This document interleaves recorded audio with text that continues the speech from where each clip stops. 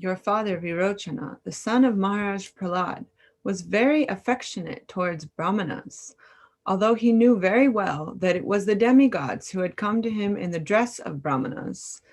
At their request, he delivered to them the duration of his life. So to put it into context, this is Vamanadev speaking to Bali Maharaj, and he's come to convince him of why he should give him charity. And so he's giving many arguments, and one of the common ways to convince a person is to remind him of the greatness of one's ancestors. In fact, Krishna does that a lot to Arjuna in the Bhagavad Gita too. He reminds him that he had come from this dynasty of the great dynasty, the son of Kunti and son of Pandu, and therefore it's his duty to fight. And this is common in this is one of the advantages actually of having a system of monarchy of primogeniture, where the king is not just there for the short term, like 5 years or 10 years, and then he is no longer unaccountable, but the king has a responsibility to his citizens and also the responsibility to the his entire dynasty of his ancestors. And the same, like Maharaj Dashrath, the father of Lord Ramachandra, he had the he had the same feeling of responsibility. When he was ruling, he always looked upon his ancestors of the Sun dynasty and thought, okay, he needs to have an heir to the throne that's worthy of the dynasty. And he got, the four brothers. So in the same way, the here Vamana Dev is reminding Bali Maharaj of the greatness of his dynasty, especially he's referring to his own father's example. Prahlad Maharaj had a son called She actually had three sons. Virochana was the eldest, and the son of Virochana is Bali Maharaj. So Bali is the grandson of Maharaj Prahlad, right? So do you want to say anything at this point? You Okay. tell the stories. So the story we looked up the Puranas. At least we tried to do some research, but we couldn't really find an instance of Maharaj Virochana giving charity to the Brahmanas who actually demigods in disguise. I thought you found it. You didn't find it? No, I know that there was when Maharaj was engaged in the war with Indra, Virochana participated. So it could be reference to that, but this particular instance I couldn't find. So if anyone knows the story, So please actually, we feel have to no idea contribute. what's going on in this verse. Yeah, in this particular verse. I thought you've researched. No, I told you I couldn't find Oh, it. But okay, anyway, so, but what I want to focus. If anyone has knows this instance, please let us know, because I tried to find it everywhere. I really couldn't find it. Please let us know. But what I want to focus on is this idea of the principle of giving charity to the Brahmanas. Now, Virochana, it is not mentioned that he was a Vaishnava. Wait, before you continue, Gora Sharan or anyone else, do you Yeah. know this circumstance that this verse is being spoken in? Anyone? Okay. Yeah. All right. Yeah. So Virochana, he does not mention that he was a devotee. Prahlad Maharaj was a devotee, and Prahlad Maharaj was born in the dynasty of the Daityas, the demons. But it is not mentioned that Virochana was a devotee. So okay, so sorry, I was just reading the chat messages.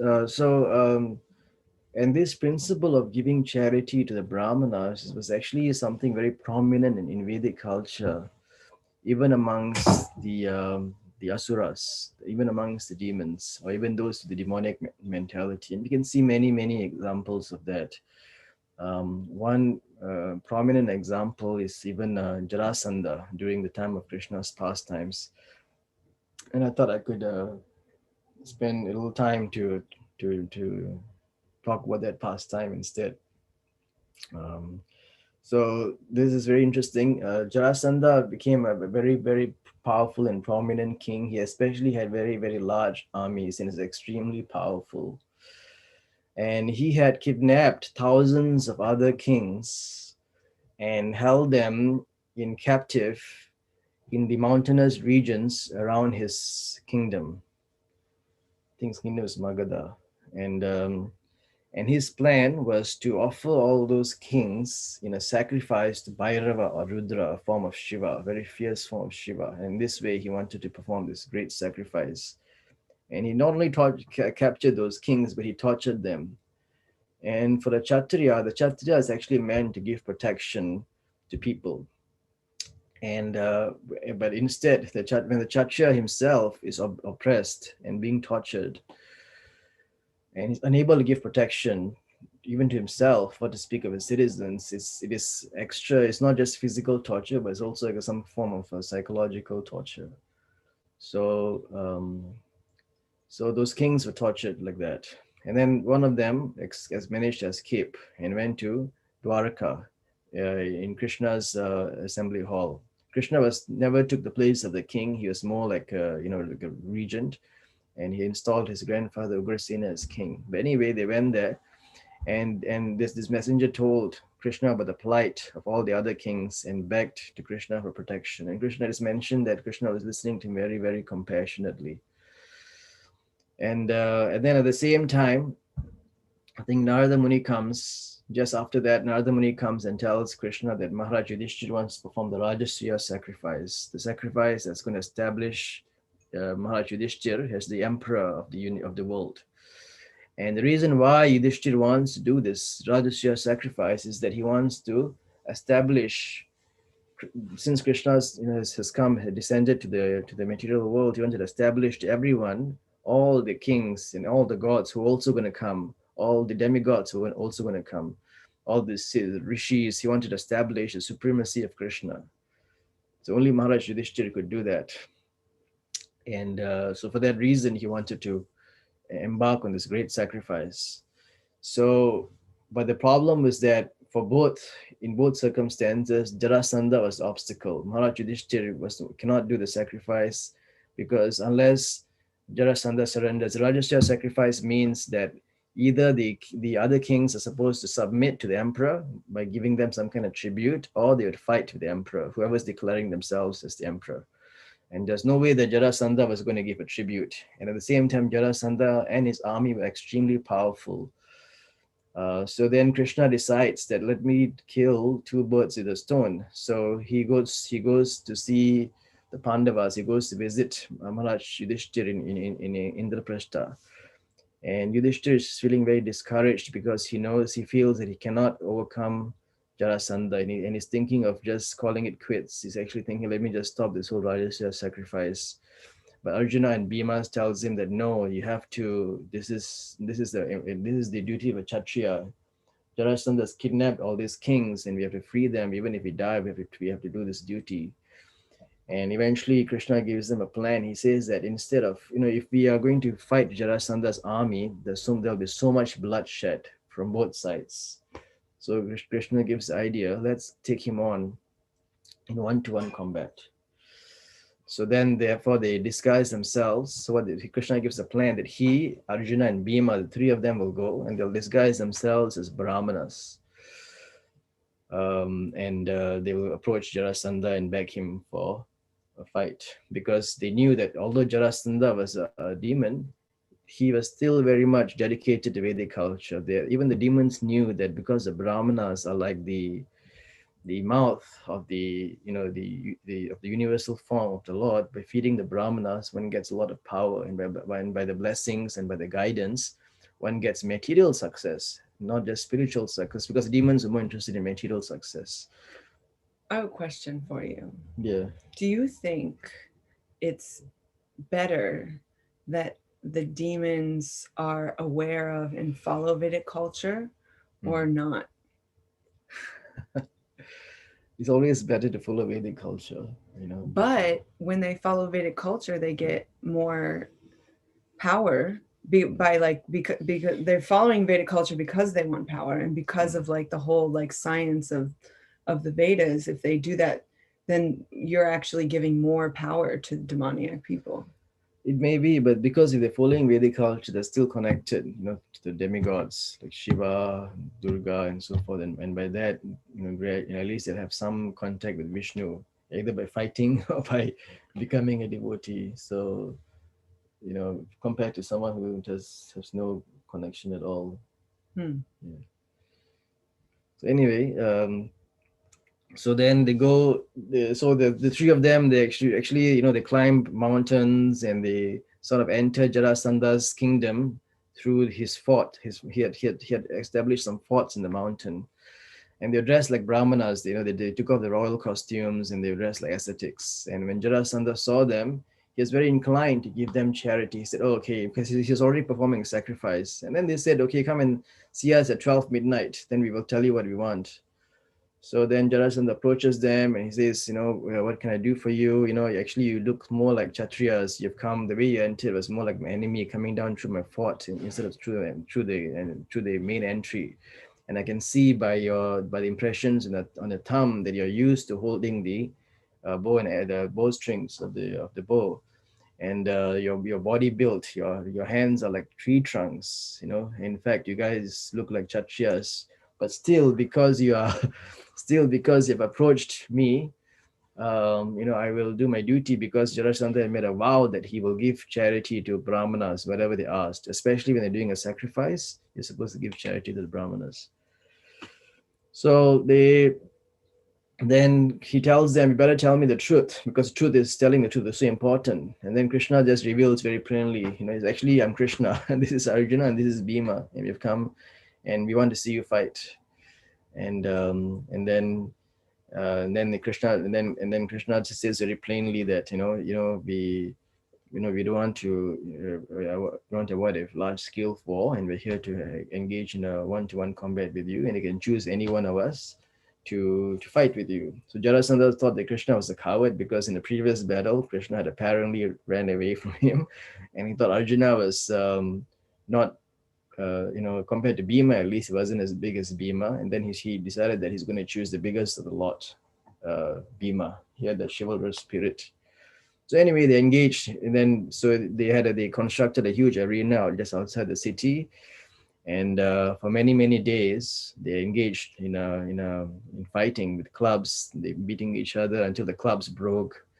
All kinds of fighting moves were displayed between both of them. And then in the evening, when the sun set, they would come together and they would speak like a guest and a host in a very nice way. And then finally, eventually, when Bhima saw that he couldn't kill Jarasandha, he tried his best. He tried his best to he put in his own effort. But at some point, when our efforts are failing, we have to take shelter of the Supreme Lord. So Bhima, he looked towards Krishna, trying to take shelter of him. And Wait, Krishna, should we only take shelter of the Supreme Lord when our efforts are failing? we should always take shelter of the Supreme Lord, but we must also put in our effort. We must always try our best. Okay, just clarifying. But at some point, even our own efforts are no longer may no longer be effective. So that time we have to take complete shelter of Krishna. So Bhima looked towards Krishna, and then Krishna, what he did, he took a piece of leaf or a grass or a twig thing, and then he split it into two, indicating that he should actually split Jarasandha. I think it was a twig. Yeah, a twig into two parts. Because Jarasandha had when he was born, he was actually there's a story behind it. I don't want to go into details, but basically he was born in two parts, and then a demoness called Jara, she joined him together when he was discarded in the forest because he was born in two parts. And so Krishna knew that he had a weak point in his joint. There's no other way that he could have been be killed otherwise. Achilles heel. Yeah, Achilles heel. So that's what Bhima did. He somehow threw him on the ground, and then he split him from, actually it mentioned that from his anus all the way to his head in two parts. And Jarasandha was screaming, and eventually he died. So anyway, the main thing is that even there's this culture of giving to the brahmanas, even at the cost of oneself, even at the cost of one's self-interest. That is the Vedic culture that is there.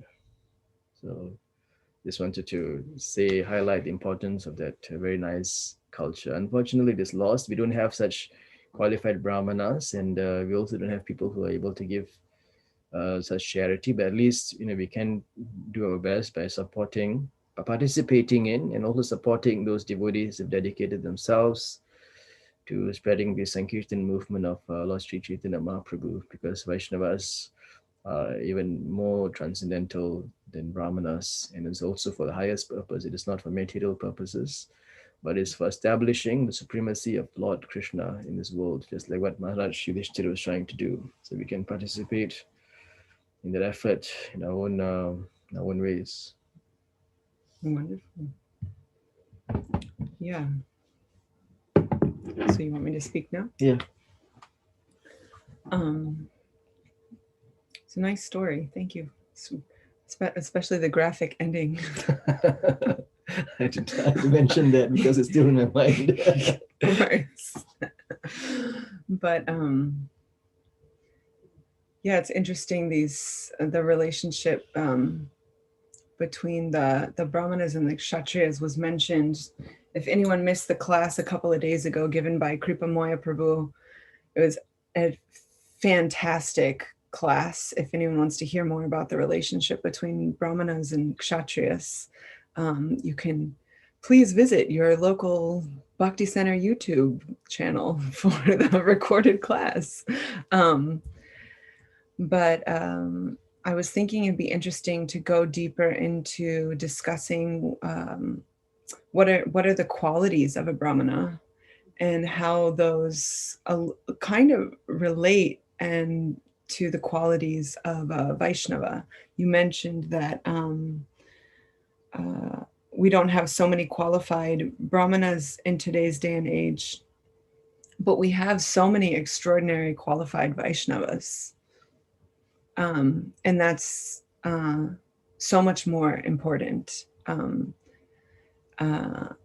mean, but even just becoming a qualified Brahmana is difficult in and of itself, because Kalo Shudra Shambhava, that like we're all in Kali Yuga, pretty much everyone's born a Shudra except for like a few rare personalities whose parents perform Garbhadan Samskara and are, raise the kids chanting mantras and hearing about, hearing the Shastra and everything. So what to speak of, or even in the other Varnas, very few people are actually trained from birth how to be like Kshatriyas, how to be proper warriors. But just because the topic today is mostly about Brahmanas, I was thinking it'd be nice to explore what are these. There's actually 9 qualities listed in the Srimad Bhagavatam about what are the qualities of a Brahmana. So this is, what section is this from? I think this is from also the 8th canto. No, it's, is it the Bhagavatam or is it no, I think it's actually the Bhagavad Gita. It's, it's, I don't know why I was thinking Bhagavatam, because I was thinking, but it's actually from the 18th chapter of the Bhagavad Gita. So it's Samodamastapa Socham Kshantir Ar Javam Eva Cha Jnanam Vijnanam Astikyam Brahma Karma Svabhavajam. So these 9 qualities are peacefulness, self-control, austerity, purity, tolerance, honesty, knowledge, wisdom, and religiousness. These are the natural qualities by which the Brahmanas work. So we can see that these qualities are very much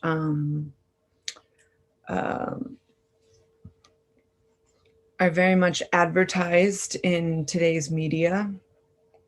Just kidding, and cultivated amongst the children in Kali Yuga, that they should be self-controlled, peaceful, austere, pure. Okay, maybe not so much. Me being sarcastic. Although all of these qualities are very much valued. Everyone's looking for peace, and they appreciate when other people are pure and austere for their own sense gratification. But they're not necessarily qualities that are so much cultivated, but we see here Krishna explains to Arjuna that these are the qualities that for those of us that are aspiring to be brahmanas or should have, actually. And it's interesting. I remember before I took Brahman initiation, I read a quote by Srila Prabhupada. I was looking for it, but I couldn't find it for this class. But I remember distinctly reading something along the lines where Prabhupada it was actually a letter he was writing to one of his disciples about how that when one takes Brahman initiation, that it's a time to really start really deeply cultivating these qualities. And it's not necessary that you absolutely have to have them all in full. So that gave me a sense of relief that, oh, okay, I don't have to exemplify all these qualities just to take Brahman. Like how merciful Srila Prabhupada is, on so many levels when it came to Brahman initiation, that sometimes, Prabhupada sometimes is criticized for being, so conservative about certain things, but he was actually quite liberal in the sense of how he allowed so many people to come to Krishna consciousness, take up Krishna consciousness, be empowered in their roles, specifically in terms of Brahman initiation, that it's a controversial point even amongst his God brothers. There's a revolutionary thing that he gave Brahman initiation to women, because he saw that there's no difference in terms of the qualification of the heart of a jiva that's within a woman's body or a male's body to cultivate these qualities and exemplify these qualities. And we see so many, both men and women in this movement, because of Srila Prabhupada's mercy, because of the mercy of all of our previous acharyas and our gurus, that many people that we come across in this movement really do exemplify these qualities that are so rare to find in the world. I mean, that was one of the reasons I joined the Hare Krishna movement, was because I was looking for people of character, of integrity, that lived for genuine well-wishers, wanting to benefit the world, and that weren't selfish. And when I met the devotees, I was like, wow, there's something really special about these people, because they had so many of these qualities, not just of a Brahmana, but also of Vaishnavas.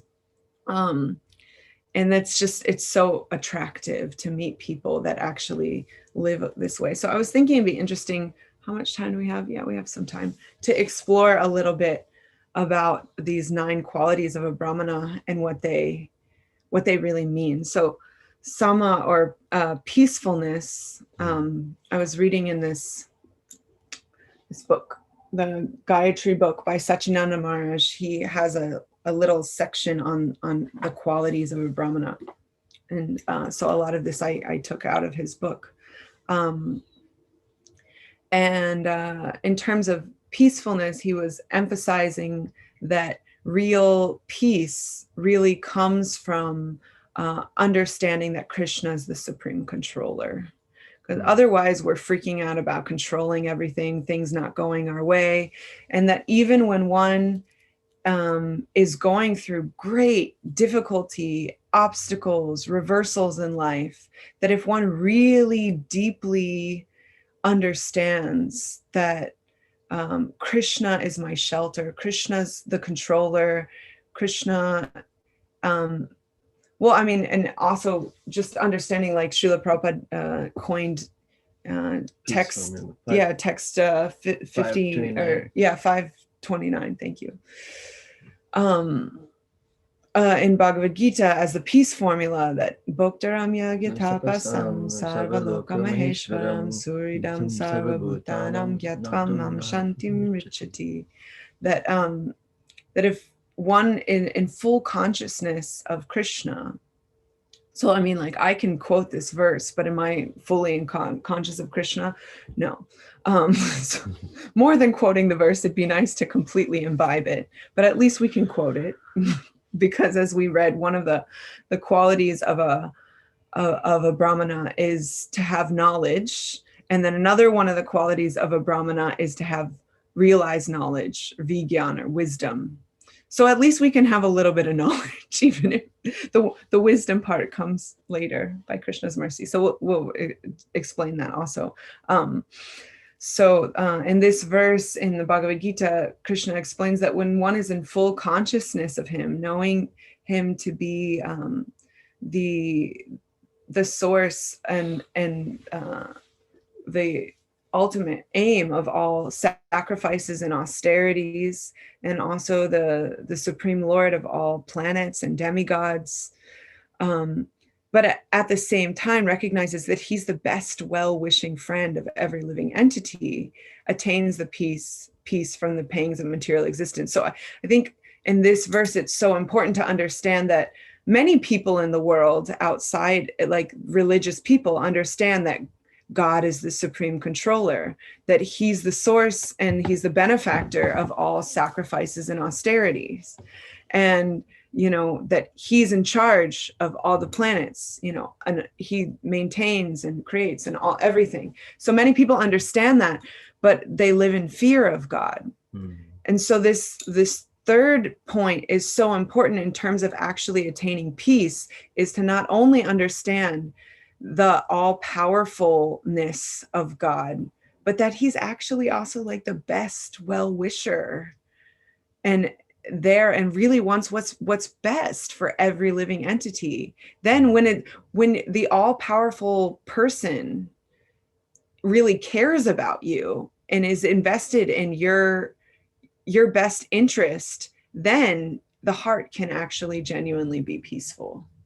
Yeah, usually in many religions, they look at God as the creator, and that's about it, you know. But in that verse, he's not only the creator, but he's actually the enjoyer of everything. That it's just that's the way it is. If we give enjoyment to Krishna, everybody else feels great happiness and peace. And then the other point he mentioned, that he's also the supreme well-wisher of all the living entities. So those other aspects are also very important.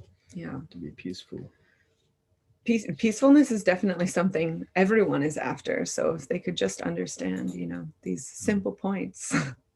And we ourselves, even if we don't feel this all of the time in our attempt to become Krishna consciousness, the more we try to become conscious of these points, then the more we do experience peace, even when we're going through difficulties. That it's okay, Krishna's got it under control. Like, Krishna will make everything work out, not necessarily for our own material benefits, but he'll make everything work out exactly as he sees everything should work out. And that because he's our well-wisher and he wants what's best for us, whatever his plan is the best plan. So the next quality of a brahmana is dhamma, or self-control. And Satyananda Maharaj explained that self-control can be cultivated through detachment and really strong sadhana.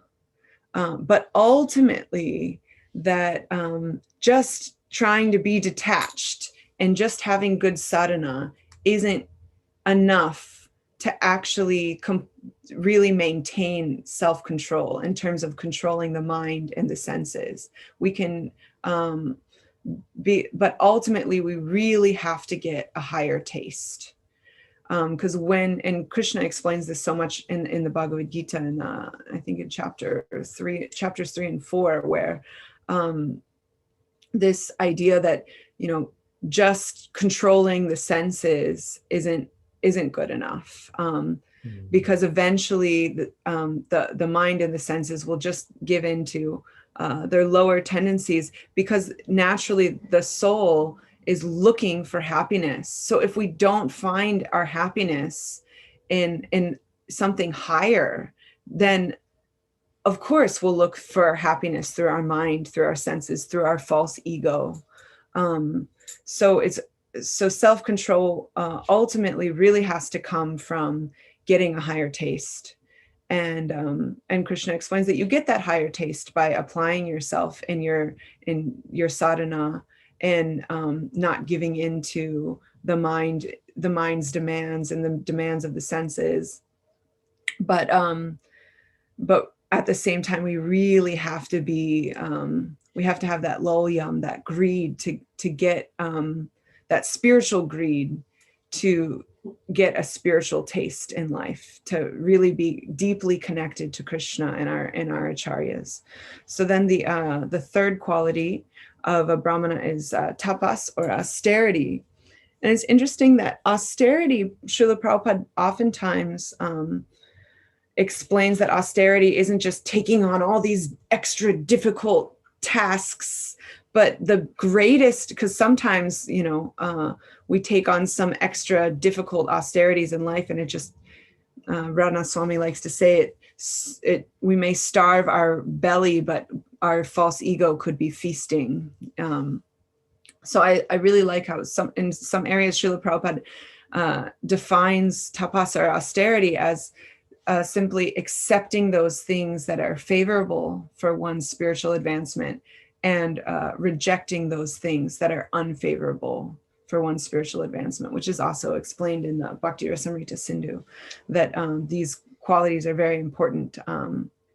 And so in Kali Yuga, especially, austerity means to refrain, to follow the four regulative principles, no meat eating, no illicit sex, gambling, and intoxication.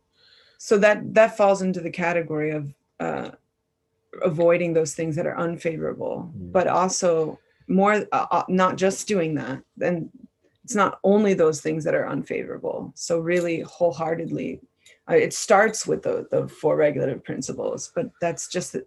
It's actually just the beginning. So if you think that's hard, just kidding. No, I mean, the idea, well, actually, that's what I've heard from my spiritual master. The Kali Yuga is so difficult to follow these ordinary austerities people do in other ages. So in this age, even following the four regulative principles is so difficult. So by following that itself is austerity for Kali Yuga. Yes.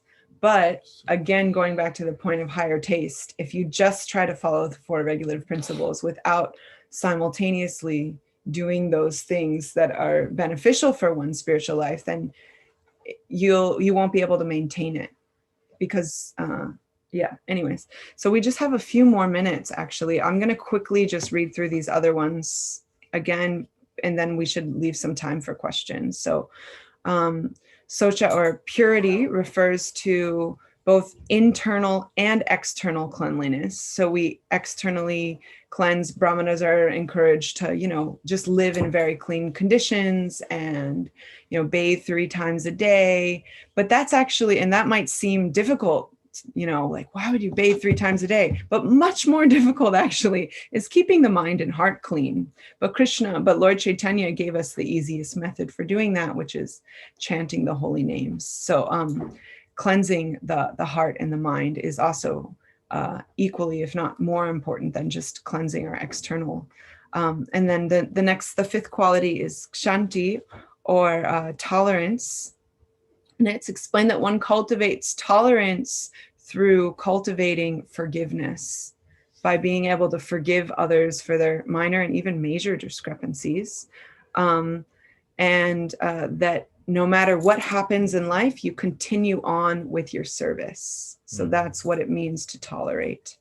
And then arjava is honesty, and also simplicity. So simple living, high thinking, and just having a simple heart that's truthful and honest and straightforward is the quality of a brahmana. Jnana, or knowledge, which we already explained, knowledge specifically of the scripture, and then vigyan, which is realized knowledge or wisdom, and that comes through 3 things. That wisdom comes from applying knowledge, It comes from the mercy of the previous acharyas or the great sadhus. And it also comes through prayer. We can pray for realization, and Krishna reciprocates. And the last one is astikya, or religiosity, which isn't just about external religiosity, but much deeper than that. It's really about faith, the depth of one's faith. And the Brahmanas have this faith in the Shastra. They have faith in the prescribed methods of purification, namely chanting the Hare Krishna mantra. So at that, I think we'll open it up for some comments and questions.